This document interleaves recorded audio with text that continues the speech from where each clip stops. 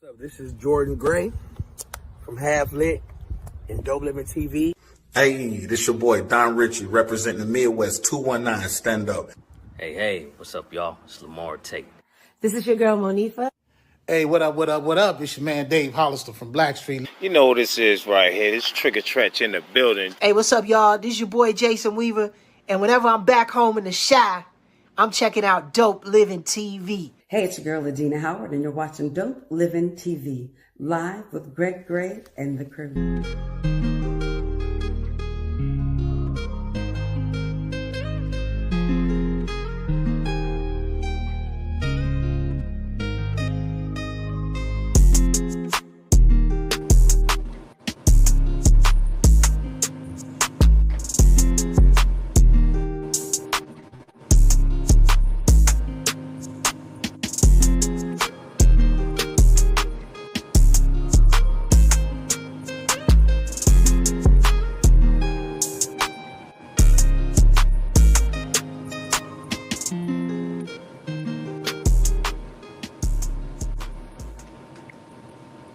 Hey, what's up? It's your boy Greg Gray. This is Dopelivin TV Live.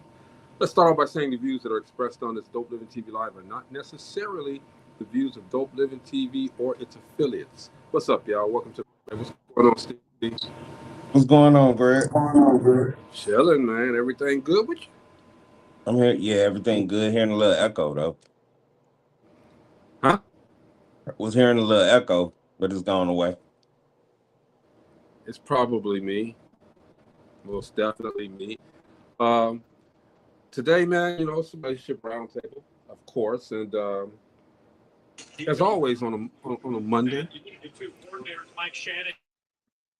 we have our friends from the Melanin and Marriage magazine podcast to come and give us some insight on relationships, on marriages, on divorce, things of that nature, man. Just letting us know what's good in the hood. You know what I mean? Yeah. But, you know, before we start, man, today is Martin Luther King Jr. celebration. And before we get into today's conversation, we just going to take a pause real quick to honor him, honor a man who didn't just dream. He did a lot more than that, man. And we have to sit back sometime and wonder how things were back in the day for this man. But we wanted to celebrate him because he didn't just dream, he demanded accountability. Dr. Martin Luther King Jr. reminded us that love isn't passive, justice isn't quiet, and peace doesn't come from avoiding hard conversations. He believed real change starts when we're brave enough to tell the truth. Even in the harshest of times, okay? And even when it cost us comfort, we got to get out of that comfort zone. And he is an example of how to get out of that comfort zone and make a change. So today, as we talk with relationship advice from Melanin and Marriage and casting with the people that are watching, we talking about the relationships, we're talking about marriage, talking about community. We have to remember one thing. Silence never built anything worth keeping. And love without responsibility is just noise. Having said that, man, you know, I hope everybody enjoyed their celebration with Dr. Martin Luther King's legacy. And let's continue to make sure that dream continues. We're living that dream now, all right? We're still living that dream. And I think that the dream will never stop, never end, okay? Having said that, man, let's get to the show, okay? Hey, Miss Marie, what's going on? What's going on, sir? How you doing? Everything is wonderful. It's a beautiful day. I love your words. I loved your words. I loved your words. That's powerful. That is man, just, it's not silent. It's not. And we're not going to be silent when you guys are on the show and talking about what you talk about, okay? This is living the dream as well, okay? We have to communicate. We have to let everybody know every facet, every aspect of the community that we live in. Okay, and you guys do that so well. What's going on, Brother Banks? Hey. Good evening. Good evening. How y'all doing this All right. evening? Good to be here. Good to be seen. Good to have you. It's great. Everything is great, man. So we're gonna get into this, man. All right. Who is this? Bobby Struchin. Hey, Bobby, what's going on? She says hello to everyone. Angela, Hello, Bobby. Lewis. Good evening. They ready? Hello, Angela. We ready. We ready. She ready. Yeah. Hey, Brother Banks. Hey. How you doing? I'm good. Hey, Doc. Marie. Oh.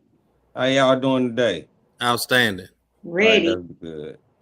Yeah, we don't.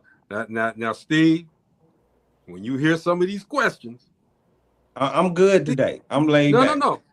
Speak your mind. I want you to speak your mind, but don't just aim it at Brother Banks, okay? Let it marinate all around. Me and Brother Banks say the same thing. We just use different words. Okay. We're gonna keep it like that. We're gonna make sure that the words are different. Okay. So let's start off with a marriage question. Okay. If marriage is the goal, my friends, why are so many married people miserable?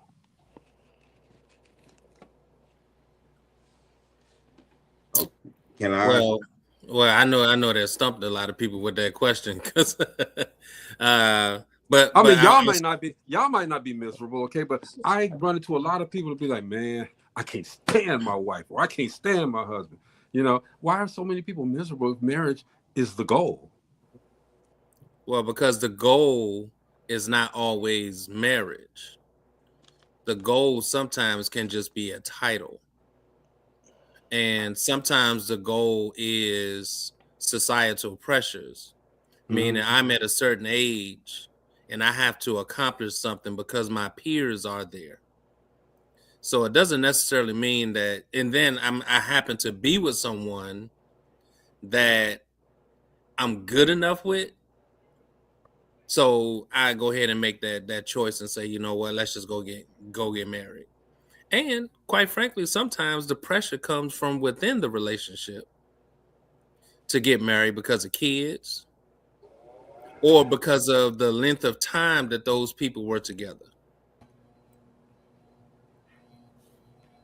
Wow. And I'll add to that. I would like to just say that, sometimes people are miserable because they're treating a marriage like a finish line. Like they want to have this lavish wedding. It's for everybody else and not them, instead of treating it like it's a foundation.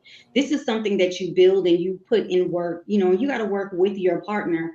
People are satisfied with statuses, rings, and, the awe that they're going to get, or did you see this or did you see that, instead of being accountable and emotionally responsible and putting in the work to actually be a true partner. So if miserable is your key, then live in it. But if you want a foundation, then that's not what you're going to see. You're going to put in the work to be happy and to build a foundation so you can pass it on to your children. It's a tradition, but it has to be done with love and not just wanting to be seen by other people. And what you say, it has to be done with love. And so I go back to what I always say. The foundation and your foundation of a relationship or marriage, it has to be a foundation of God. And that goes back to my words that I love. Love is God and God is love. And once you build that, you can build a relationship. But you said something there, Doc. People, and what's going on, Gina? What's going on, Mo? Hey. Man, when I'm late, I was talking to Dr. King. It's all right. You good, Mo? You good? It's okay. We always good. We got melanin in marriage here. But you said something there, Doctor. When people they get to the point that we've asked each other. We said yes, we're gonna get married and this and that. And then they throw these lavish ceremonies, the biggest reception, and then 2 weeks later they arguing. Is it just for the show? Sometimes it is, because they're literally trying to fix what was broken before you started. But you can't expect to walk down the aisle and oh, it's perfect, it's going to be peaches and cream because we have this lavish wedding. No, you got to put in the work before you get to that point. You have to put in the work before you say I do. So for me, when you have these lavish weddings, and no shade to anybody, it's beautiful, but make sure you're doing this is because this is what you feel in your heart and in your spirit. You know that you're aligned. You know that there's the three coils instead of the world. Don't try to spend your time and your money trying to impress someone else. Build a foundation with the person that you know you want to spend the rest of your life with. And that's the difference to me. I don't do anything for show. I'm at this point, I think once you hit 40, you like, I could care less what you think. But I personally feel like I've always felt that way. I think it was embedded in me, but we people just worry so much about what other people are going to think, how they're going to feel, instead of worrying about the person that you lay down with every day. That's the only opinion that matters outside of God. And if you live that and you follow that, then I'm not doing nothing for show. Listen, we could have went to the justice of the peace, but what I'm not going to do is spend $40,000 on a wedding because our name is engraved somewhere, but yet and still we just fought last night and I contemplated on walking away. Like you got to build that bridge and make it, sustainable before you decide to spend that money. Yeah, that's crazy. You'd be surprised at how many people have that wedding anyway. Yeah, I know. Trust me. And that money like 40 cents. You got to know what you're saying I do too. Yeah, absolutely. Say it, Stephen. That's it. Real. You definitely got to know what you're saying I do too. Yeah, well, that kind of goes back to the courting part. You know what I'm saying? Are we courting correctly? Are we in a process of creating a marriage, or we just boyfriend and girlfriend? Or are we trying to get to a step-by-step process based on the amount of months that we're together? We together for 6 months, we should be getting a ring. So that's kind of one of the things that I don't understand in some relationships. They're not built to last. Somebody cutting bones? I don't know what that is, man. Let's see. Hold on. It ain't me. But anyway. What is it? I have no idea. Justice on Demand says love must start with your foundation. And if you don't have love in your foundation, that just won't work. Absolutely. Bobby said, I think some are miserable because they don't like each other and find out that after marriage, they really don't like each other. Hey, Amber.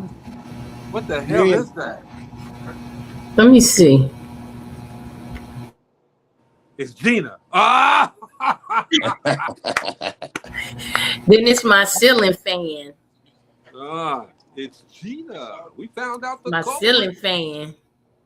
She's just trying to keep it cool with everybody. Gina, don't let them do that to you. I got you. It's all right, Gina. I didn't know if it was me. It's three. I'm surprised you can hear it though. It's not that loud. You got your grandbabies at the house? No, that's my ceiling fan. 3 degrees. It's 3 degrees below zero. Why do you got a ceiling fan on? Because it comes on when I cut on the light, and I don't know how to keep it from doing it. Oh, hey, that's that old ceiling fan, dude. That's that good one. Yes. Pull the chain. And it has the chain, and the fan comes on with the light. You got to double it like No, that don't work. She ain't gonna do all that. Get your remote and have it installed inside. We're gonna have a ceiling fan expert come on the show, and he's gonna tell you. Or electrician. No. We're gonna have a ceiling fan expert. We don't need an electrician. Ceiling fan expert. His name is Robert. We don't have any on here tonight. His name is Robert. You got one in the room with you. Tell Robert to come over there, just reach over there, man, and make sure his armpits ain't on your forehead, and just reach up there and pull that chain. You'll be all right. That's not gonna cut it off. If that was the case, I would have did it already. The ceiling fan been doing this since we've been in the house. Oh, it ain't been doing it on the show though. Yes, it has. It's just that it wasn't on. Yeah. Maybe y'all just didn't hear it, but it's always on. Okay, let's go to the next question. Yeah, know more about ceiling fans. Yeah, ceiling fan chronicles. Hey man, you got a lot of people You got a lot of people that get online and they got these great. I'm not talking about melanin in the marriage because we know you guys know what you're talking about. We got a lot of people though that get online and want to get us relationship advice, like we did at first. You know, and my people gave the great advice, but I couldn't give you a. You know, why get online talking about relationships when you ain't got a good one yourself? Okay, but what relationship advice sounds good online, but it fails in real life? Because it sounds good. I mean, that goes. That's kind of like describing a piece of a junk car. Yeah, you know, it's a piece of junk, but you're saying, "Oh boy, that bad boy got nice paint, got nice wheels. You know, it run like a champ." You get there in person, or you go to test driving, it's backfiring and everything. Paint look like crap, and it's just people, human beings. You know, you don't know because everything doesn't apply to everybody. You know. Absolutely. You don't know till you know. That's right. And access doesn't give authority. So just because you can go online doesn't mean that you really should be doing it. But you know, we live in a world where people do what they want to do. True. I mean, you got people online talking about going to drink bleach to get healed. So I mean, that is the wrong place to go get advice. It's what 7 billion pieces of advice that you can get from online, if not more, and you go up there like it's the word. You know what I mean? Absolutely, and that's the followers. Yeah, I think sometimes you have to. I'm sorry. Yeah, I think sometimes you have to discern who you getting the advice from online. That is the key. Because there are some good advices given online. You know what I'm saying? But you really have to discern whether or not that person is being real, even about themselves. It's crazy. You know, and I think it's a good foundation for you to listen to people that is okay with being truthful and transparent about them and using their life experiences as a means of advice. Yeah, and brother. so that's why I think, you know, that, and it just kind of go back to what you were saying, you know, you always doing it before, but doesn't mean that you wasn't giving quality advice if you're pulling from your life experiences, giving it to the people. And that's another difference too. Just like I said, just because it came from somebody that was successful, it don't mean it's going to be successful with you. Brother Banks was like, "Hey, wait a minute, ain't we online?" It is some good advice out there, but for the most part, again, like we said at the beginning of the show, the views expressed on this Dopelivin TV are not necessarily those of Dopelivin TV or its affiliates. If you don't like it, get your own damn opinion. But that don't necessarily mean all our advice is bad advice. Because we give some good advice. You know, you can't. And this is what I'm gonna say. When even how we was talking about the pastors before and all that, you can't follow nobody that ain't never failed, because they don't like, you know, how you gonna follow somebody who don't know how to get up?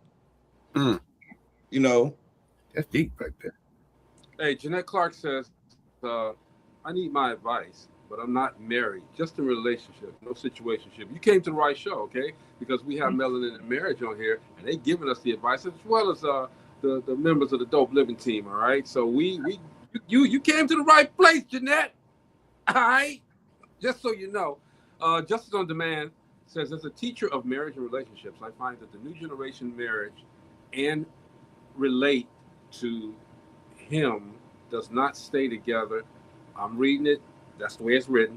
I believe music plays a very, very big role, because back in the 80s and 70s, the music was talking about family, love, and now the new generation music talks about killing people, popping pills, and beating on their mates. What you hear is what you do. Purpose says advice only penetrates where the mind and soul is willing to accept. Yes. If you believe it. You know, there's a misconception. There's a misconception about past relationships and today relationships, and just kind of touching on what she said. A lot of music in the 70s and 80s talked about infidelity. Talked about prostitution. Olivia was about prostitution.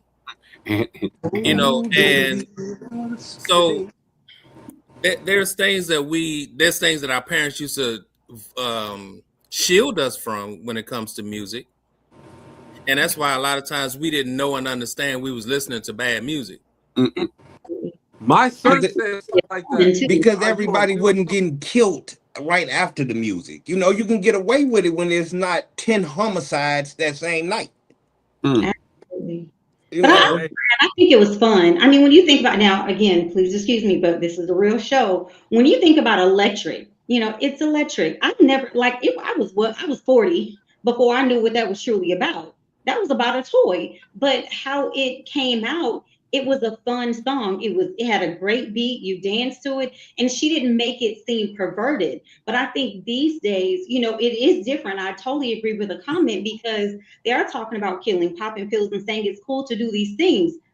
Listen, it may be cool for you, but that's not cool for everybody else. But when you have impressionable children, that kind of content really plants bad seeds into people and they think it's okay and they give into peer pressure. So I think the music back then, it wasn't about peer pressure. I think it was letting you know, hey, it's out there. This is what we do. But it wasn't saying you got to go do this. And, it wasn't so hardcore. Yeah, they sensationalized it though. Almost metaphoric. If you think Dang, it's today that I found out that's what they. Gina, I'm getting ready to ask about this. Hold on. Doc, I wouldn't go say nothing. I'm just listening. So it's electric. I'm not the only one that did. I didn't know. It's electric. We should have been doing a slide. Boogie woogie woogie. I'm thinking boogie woogie. But they talking about dildos? I mean, what? Yeah, I didn't know. I was full grown adult. Like, oh God. I was like, hey. You just alerted the world. You ain't lying because everybody yeah, you the only one. I don't think I didn't know that, but I don't need to know that. Listen, which again, I didn't know it and I wasn't looking to know it, but it took, a person who, that was their prime time. And it was like, yeah, that was that about. I was like, wait a minute, what? That's brilliant. That's brilliant. That's brilliant. They hear that. Listen to that song. That's what I can. Yeah, I know we finna listen to that song. Everybody, when they get off, they gonna listen to that song. Like, let me really hear this. Put it up right now. Let me really hear this. So that's what so Doc, when they was doing that part, okay, that's what they was talking about it for real. I know. That's the part right there. But again, you see how subliminal it was? It's different now. It was subliminal messages. And either you caught it or you didn't. But now it's totally different. It is literally raw. It's out there. And again, I'm not saying that all the music is bad, but a lot of it is. There's a lot of it, yes. Like it doesn't have to be out like that. It shouldn't be out like that, but it's sad. People, they get a hold of things. We live in a world where do you guys realize that music censorship started during our era? Yeah. I just want to put that out there. 2 Live Crew. Yeah. I just want to put that out there. I want to put NWA. I just want to put it out there that it was our music, our time frame. Yeah. And they talked about Mary Jane. They talked about the White Horse. You know what I'm saying? It's been out there. It's just as think about the 70s and 80s, we wasn't that old now. You know what I'm saying? So our mind wasn't really that focused on that type of information, but it was out there. But we didn't. I don't know. It's sexual music out here now. It's very, very sexual. It's explicit. There's. Thank you. It's explicit. Thank you. Hey, Purvis, what are you talking about? He said, I knew. And Norman Connors was a gay song, My Starship. Y'all turned into all what these songs was. Come take me out tonight. Y'all just gonna ruin it for us tonight. I mean, it was a great statement, but I just want to give these youngins today some grace because we act like we didn't live through that time period where our music had influence. It's just that the melody was so tight and sweet and it sounds so sensational that we didn't really listen to the lyrics. Rub bang. you got to remember too, we was partying out. We were partying. I mean, we were We partying. were smoking joints. We was partying to the flow sweat and stuff. I mean, Yeah. it was party up that back in the day. We danced. The kids don't dance. Yeah, there's a difference. Subliminal and explicit. They're Hey, they don't say it. It's out there. Well, like you said, where we danced, they shoot.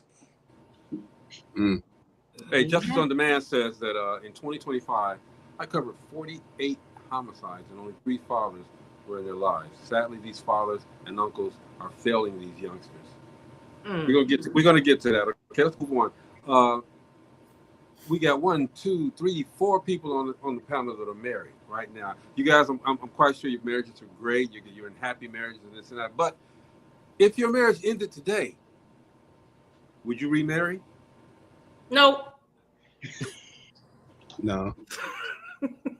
I'm done. Nope. And I can honestly say this is my last go round. I'm gonna back it up. I said that because I know the hurt, but you don't know. You wouldn't know. You don't know. You don't know. I mean, I'm not. I know. I ain't gonna say that, Gina, because you right. You can't know, because when my mom passed, my dad knew. He knew he wasn't getting married to another woman. You don't know. Damn, man. I'm not getting not especially at my age. Mm-mm. Yo, 3rd time's a charm. Then that question ain't even for you. The 3rd time, and we know you go get married again. Hey, Purvis said he's no for 65 me. years old, and over the years it has gotten worse. The good news, we're at the bottom. Only way up is now. On marriage, hell no. All right. No good. He said there's no good women left that I can find. All right.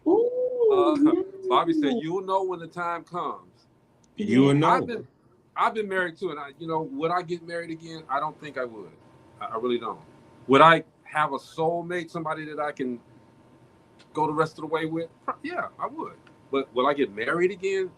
No, I wouldn't get married. What is a soulmate? Is that a way to like try to soften that you having sex outside of marriage?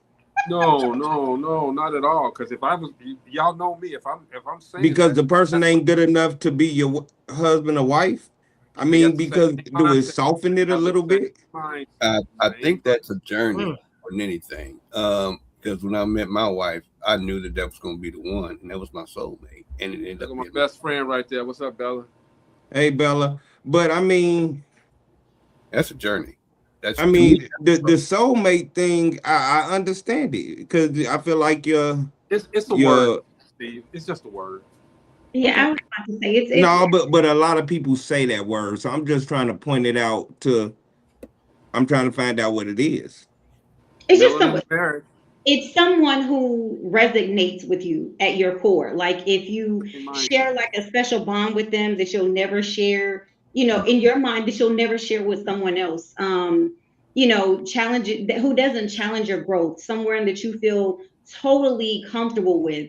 And just support you, just someone who really touches your spirit. In my opinion, that's what soulmate means to me. But again, a lot of people use that term loosely. I mean, and Reverend Banks, you might have a different perspective, but for me, that's how it's always been brought to me. It's like someone who just touches you at your core, like your mind, heart, body, and spirit. Like you just really connect and relate to that person. Are you sexually active with a soulmate? You can be. You can be. Okay, so somebody that you cannot go. Up all my other questions though, but go ahead. Oh, I'm sorry. I'm gonna stop. Go ahead. I mean, because to me, that's just like saying somebody that we make that choice not to go to heaven together, because it's like y'all having sex outside of marriage, and hey, let's do this. So maybe with a soulmate, there should be. I mean, why not just get married and do it right under God? With soulmate, there should be a ritual there too. Go ahead, brother. Yeah, I mean, you can have a soulmate and fornicate, right? And just for what you're saying, I'm not saying it's right. I'm speaking to you based off what you're saying. you can get right with Jesus and correct that situation and not fornicate before marriage. But you can't have a soulmate that is spiritually inclined to who you are as a person. But with that being said, there's a growing temptation of intimacy that one would like to express themselves through sexual contact. Dude, I like the way you said that. And I love how you said that. It didn't even sound bad. It almost sounded like that he's still not going to heaven. Okay, Purpose says soulmate, love, all feeling words. They don't mean nothing like love and in love. Carl Ramsey says, so you know they're forgiving God? Bobby says soulmates are risky. Okie dokie. They're risky, huh? That's interesting. No, soulmates are frisky. That they can be. Wow, I was about to say the same. I'm about to say, I take frisky over risky. Yeah. Truthfully. Yeah. Let's keep it moving, y'all.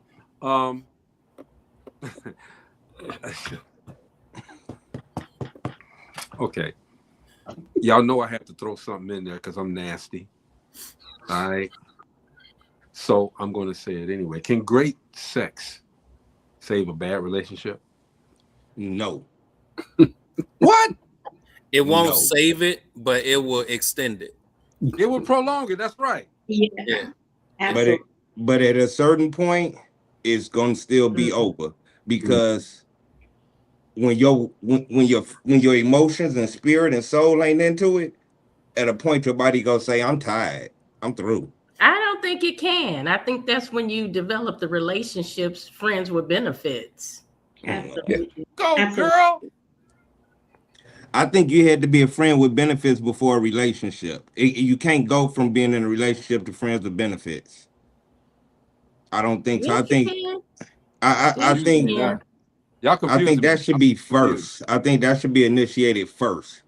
You think the friends with benefits? So Yeah. all y'all going to hell, huh? I'm not going because I don't want a friend with benefits. Because that's what he just talked about. Unless you get marriage, SSI. though. I cannot.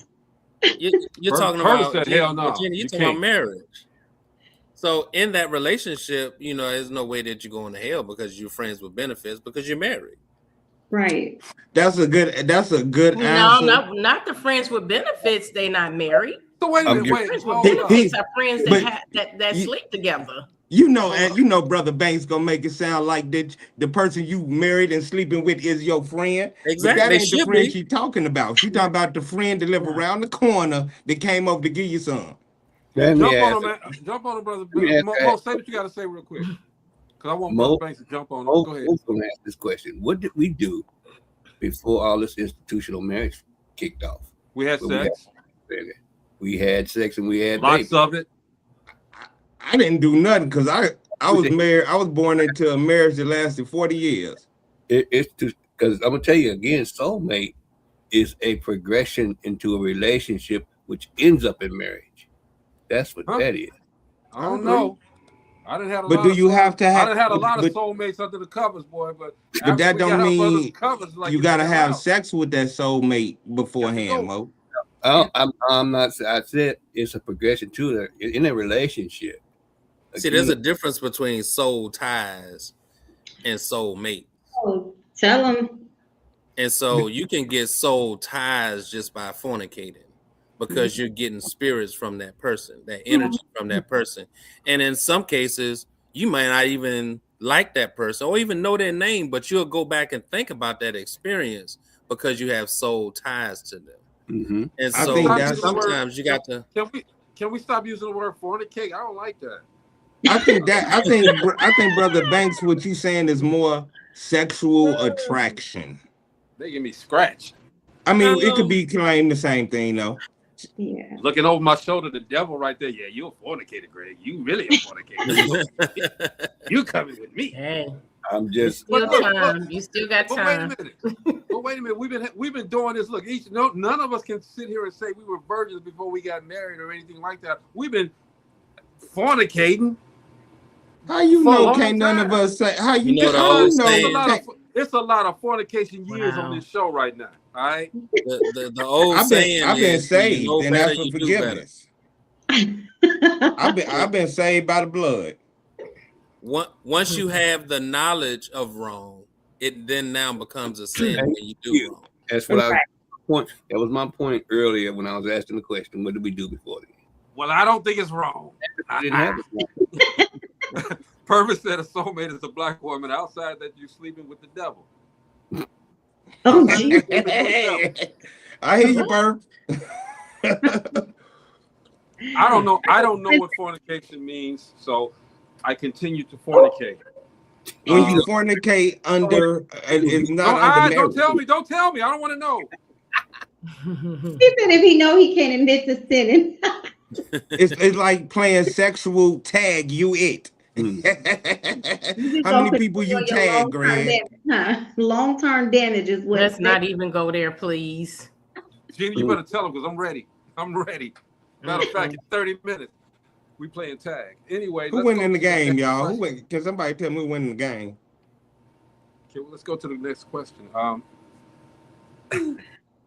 Win the game. We all are working too. I mean, everybody works. I don't care what we do. We work. We grind. If you got your own brand and you working like we do, we brand. Okay, we working.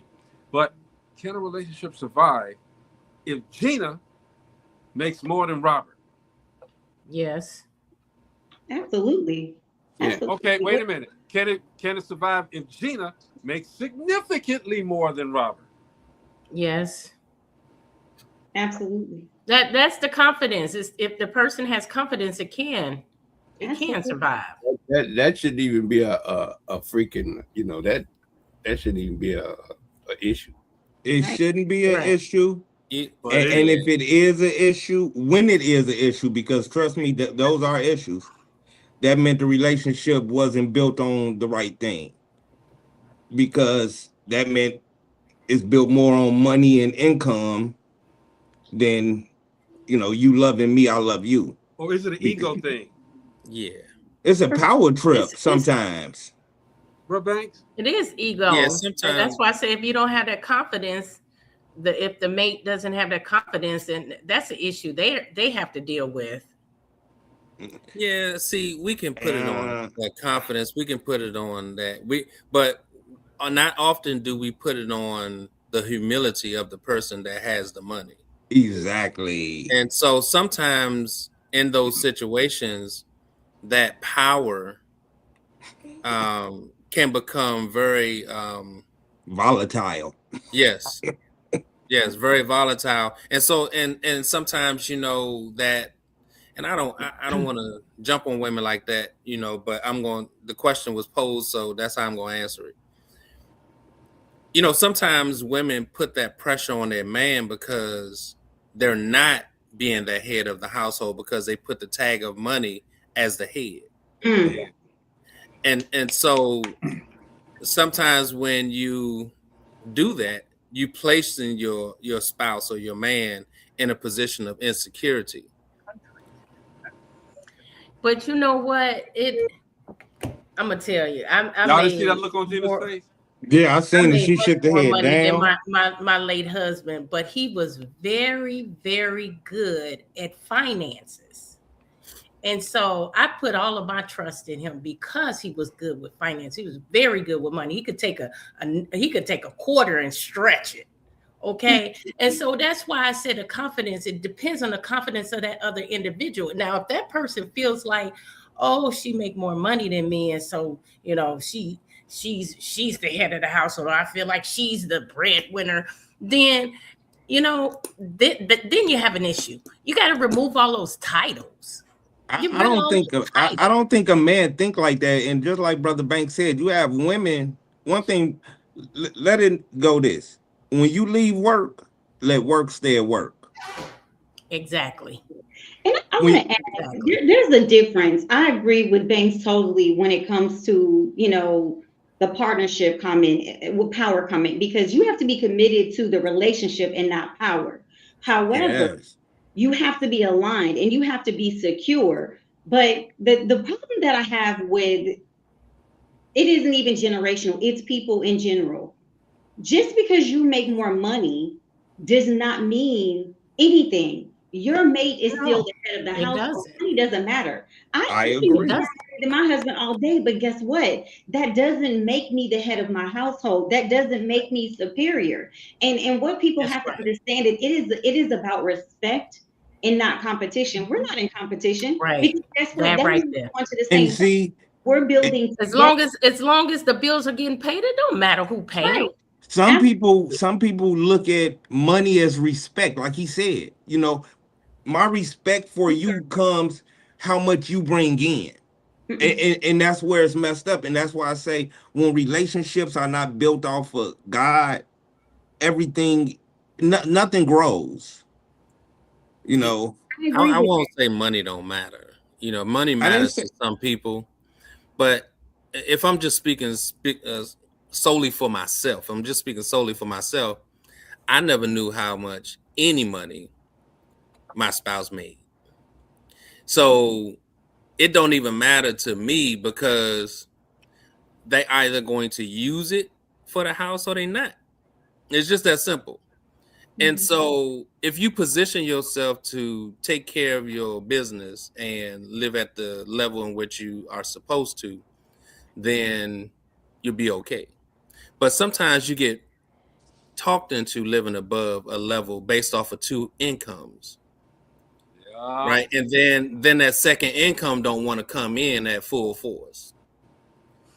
And so that's where you start to create those communication gaps and things of that nature. And I think the arguing about money then becomes a matter of who has the power of money.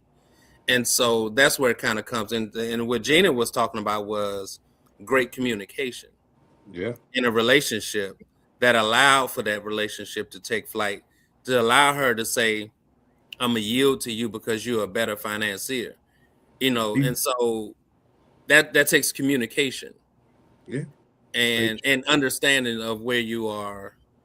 The thing for me, and I'll end it with this. The thing for me is we have too many false boundaries and false traditions. 1 minute we want to be a traditional husband that run the house. And then the next minute we want to be a traditional wife that manages the house.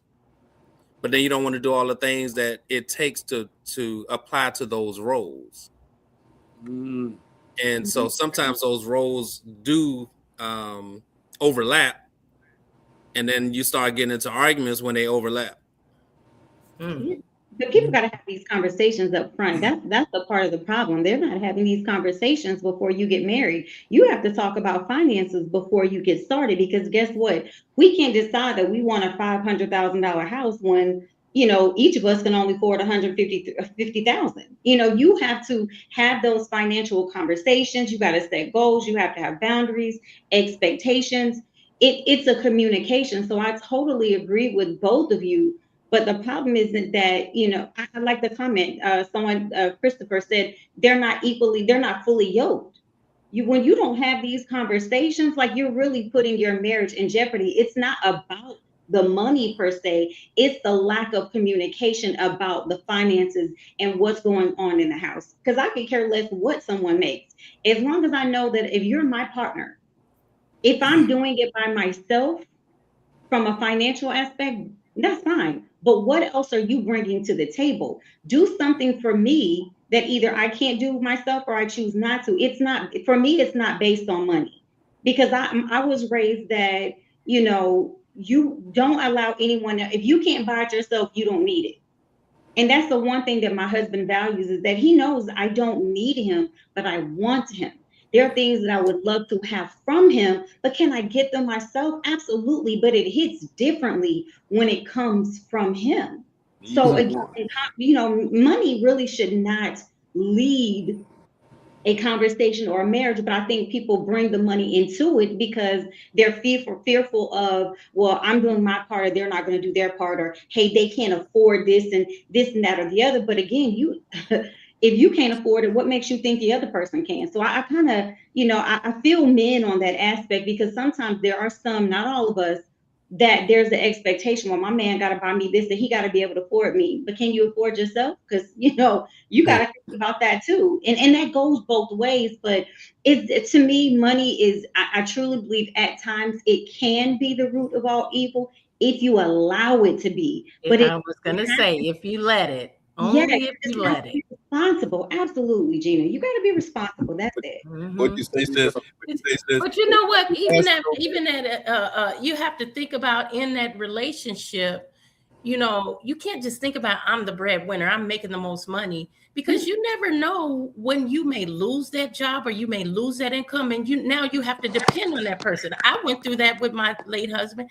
I was making more money, but then it was a point in my life when I lost my job and he carried the whole household. Right. And everything, every single bill, including my car note and insurance, because I no longer had a job. And so that is what I would be looking for. Look, can you sustain if something happens to my income? Absolutely. You know, not being boisterous. Hey, I make way more than you. It should be a give and take in that relationship, because you never know when that income will be taken away. Get your agreement with me here.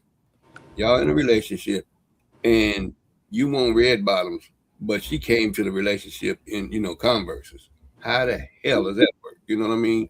How do you want to go out and buy some red bottoms, but, you know, you ain't never had a set of red bottoms, but suddenly you want some?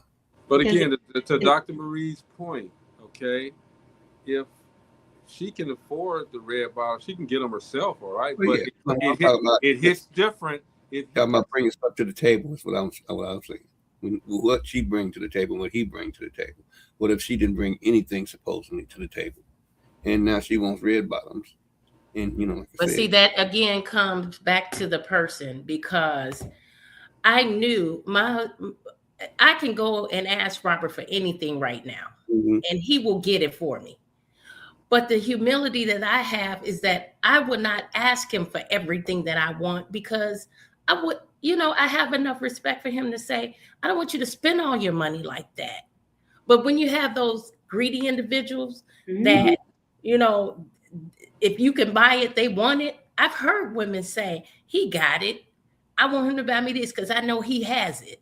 That's the wrong way to look at it. That's the wrong attitude to have. But those are people. And so you have to have that humility in that relationship, that even if that person will do those things for you, you know, is it feasible in the relationship? Is it feasible? Because like Mo said, you never wore red bottoms. Now all of a sudden you got to have them. Do you have to have red bottoms? Right. Look, here's my thing with that, okay? If she wants the red bottoms, I'm going to get her the red bottoms, okay?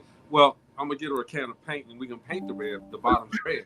We're going to make sure that happens, all right? So she will have red bottoms. She will get what she wants, all right? Purvis said God's first commandment was to go forth and multiply. How can you change the rules later in life? With rules and regulations just do not make sense. The question is, can you change your original DNA? And I never did wish my friend Purvis a Happy New Year. So he says Happy New Year's to all. Okay. Thank you. So yeah, she wants the red bottoms. See, you got to improvise too, okay? In a relationship, improvise. Right? She wants red bottoms. Get that paint. Get that roller. Paint them up, okay, baby. Here. Red bottoms. One more question before we're out of here, man. Look, we defined cheating some time ago, okay? But is emotional cheating worse than physical cheating to you guys? When you say emotional cheating, I don't even know what that is. That's a different term. That's like if you're always giving her some reason to doubt or giving him some reason to doubt in their head. You may not be physically cheating, but you're giving them that doubt because you stay out late, you don't talk to them, you're not as passionate as you used to be, you guys don't have conversations anymore. Is emotional cheating worse than physical cheating? I don't know what that is. Cheating is cheating, but let me go with the emotional first. When you become emotionally invested in someone, that means you're giving of yourself that you should be giving to your partner. You're allowing someone into your life intimately. And intimacy doesn't have anything to do with physical at that point. but you're allowing them to be vulnerable with them. Sometimes you're probably sharing what you're going through in your relationship with that person, which creates that transference of emotions and feelings. She looks good in them jeans, but you don't. Okay, you know you express that to her. So in her mind, she's like, "Well, what am I doing wrong?" Okay, but it's deeper than that. Okay, go ahead. It's deeper than just the physical attraction and how you're not emotional. Is not just the wooing of words of saying, I'm attracted to you, I like how you look, and things of that nature. It's more about what I'm going through, some of the adversities that I'm going through in life, and somebody that I can be intimately or vulnerable to, and they're receiving that and also sharing as well. And so you start to become invested in that person by saying, oh man, that conversation was so good. I haven't had someone give me that kind of attention in a long time. So therefore I jump back on it. And I find ways to start sneaking around to have those conversations. Okay, so look, first of all, and we're gonna end it right there because I want to do something here with you guys. We appreciate you guys always coming on Mondays, hanging out with us. Okay, we get a lot of good relationship advice, and well-rounded relationship advice, spiritually, emotionally. We get all of that stuff from you guys, so I appreciate that. Okay, but when you guys do your magazine and when you do your podcast, what's the dynamics there? Like when you're all together in the room, how is that? I mean, how do you all create what you do? So I'll speak from the podcast perspective. Myself, Angela, and G, typically we are in the room together. So we go down to the studio and we bond, communicate, and we vibe off of each other. It's a good feeling. But I think also, even when we're online, it's still the same thing because we know each other's mindset and we're, it works. So either way for us, it works, but we do come together and, have our podcast.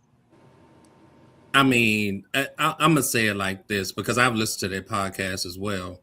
And just to know, I know Monica and A Love, a little bit longer. In fact, I just really met Dr. Esmarie. Yeah. But to know how they move in relationships and things of that nature and the dynamics of their truthfulness and their transparency, they're able to articulate not only through their experiences, but because of their transparency, people express things to them that they can then put out into the open as well, which kind of for myself is how I write. I write off of personal experiences, sometimes off of experiences that people bring to me. Of course, I don't put names to it, but I write off of those experiences because if somebody's going through that, somebody else is going through it as well. Absolutely. And I want to put that out in a general way. Mm-hmm. And I write from a coaching perspective, so it's different from the writing than the podcast. Okay. All right, good. I wanted people to know that, so now you can tell them how to see you guys, how to subscribe to you guys. Yeah, we go into the lab, in a dark room, with some candles lit and some nice music. Yeah. Truthfully, that's actually what I do. I actually go in a room, turn on music, and because I used to write poetry. And so I drew from music used to be my therapy. Well, I ain't gonna say used to, it still is. I used to lay on the couch when I was young and just turn on music, and I just let everything just manifest right there on the couch, and then when I'm moving around, I'm good. So music therapy is one of the things I use, and I use it to write as well for inspiration. Cool. That's a good one. So I guess what is this here? That's the link to the magazine. So if you guys are interested. Cool. That's the link to the magazine. Y'all check out the magazine. I have my submission, subscription already. I'm gonna help you out, Gina. Subscription. All right. My subscription. Gina was still in the relationship mode. She said, "I have my submission." you know that we're talking about the magazine. I just want to put it out there. Every magazine has a floor, And every magazine out there, whether every Black magazine that we follow, from Jet to Ebony to Essence and things of that nature, hip hop, you know, every one of them had a floor. And each one of them reached a high ceiling throughout our lifetime. And they was able to provide a variety of reasons why we went to that magazine. I can honestly say, and not just speaking from someone that writes for the magazine, I can honestly say this digital magazine that is being put forth has great writing. It has great articles. It actually pushes local businesses, Black couples. There you go. And it does have a platform where you can actually go to and get quality information about relationships, married, single, or whatever, because you can apply all of these articles to relationship. Because I don't write specifically for married couples, but you can take information from married couples and apply it to your relationship premarital, so that you know how to move in that direction if you so choose to move in the direction of marriage. Okay. All right. Very good, man. Hey, look, I enjoyed this.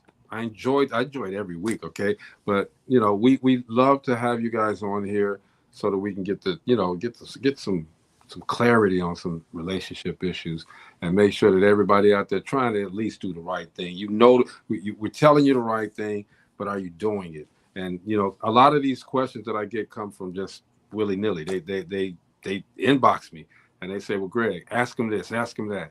Well, some of the questions I can't put on the air. I can't ask you that. Trust me, I can't, okay? Because some people are like they get really angry. And, you know, Steve is gone, but they be getting mad at Steve, for real.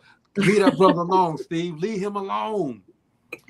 Well, there's also there where we do melanin confessions. So if they ever want to, you know, they have a question that they want to ask, we actually put them in the magazine. So there's a bit.ly link for melanin confessions, and they can actually do it. And if it's a good one or something that I feel is powerful, we'll definitely put it in the magazine. Yeah, it's just the words that they use. That's okay. That's okay. Look, we all adults. Some of us still ain't grown yet. All right, Mo, what you got, bro?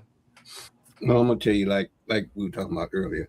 I mean, as far as bringing stuff to the table on a relationship, I mean, that really is up to the relationship, because I'm gonna tell you, when me and my wife first got together 30-something years ago, we ain't had nothing but us.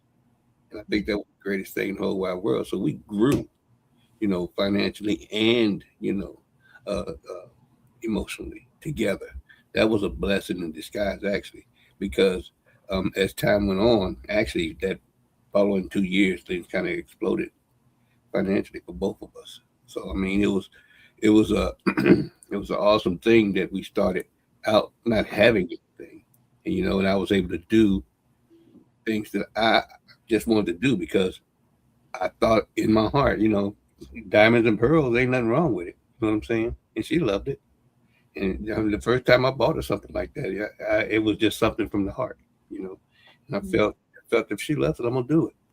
You know, that's what I've been doing for the last 30-something years. So he said whatever. He just throw it off like it is what it is. 37 years. We used to it. When do you start counting? When do you stop counting? Oh, what do you mean? You know, it's one of y'all is gone 6 feet under. Yeah. Gina, your thoughts? Let's part. All right, Gina. So you know, in response to what Mo said, you know, they say that couples are closer when they're broke than they are when they have money. I don't know how true that is, but that's what they say, because they have to struggle together and they have to depend on each other. Well, you build that gap. It may be that case in some. I don't want to find out.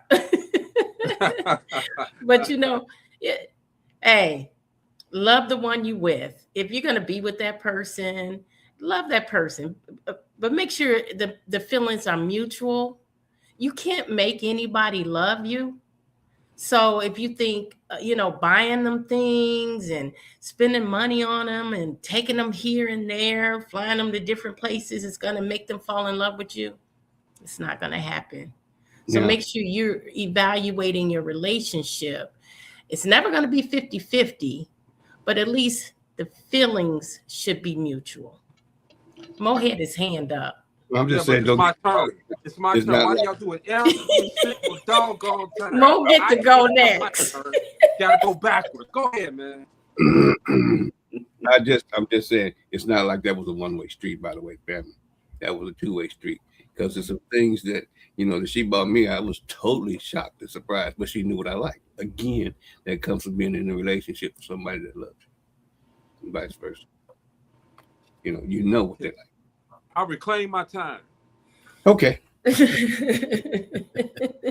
all I was gonna say is, look, man, just like anything, okay, you can't jump from point A to point Z in anything, okay? You have to take these steps in these relationships, all right? I am a perfect example of what not to do in relationships. I'll be honest. I will be honest and tell you that, okay? I've made mistakes, and these mistakes have cost me some great women, and I hope that I did not ruin their lives because of my ambition and not being having the communication that I should have had with these women. All right. Having said that, we cannot go from point A to point Z. We have to take the steps in order to know the person, become one with the person, and then communication, as you all have said, is key. We have to talk. That's the only way we can learn about people and learn about ourselves as well. Communication. Melon and marriage, Brother Banks, sister Doctor. Okay, we appreciate you guys for coming through every Monday for us and enlightening us and setting us straight. Okay, we appreciate you guys. We'll see you next Monday, right? Yes. Cool like that, Ray. We're gonna see y'all next Monday. Hey, don't forget the dream, everybody. Martin Luther King birthday. Don't forget the dream. Okay, we're still living the dream. We're still gonna make sure that dream is felt amongst everyone. We're going to make sure that happens, all right? That's what this communication is about. Whether it's relationships, whether it's business, whether it's life, we're going to continue to communicate that so that we can all live together as one and fulfill this dream, okay? It's Dopelivin TV Live. We'll see you guys tomorrow, all right? Peace. Peace.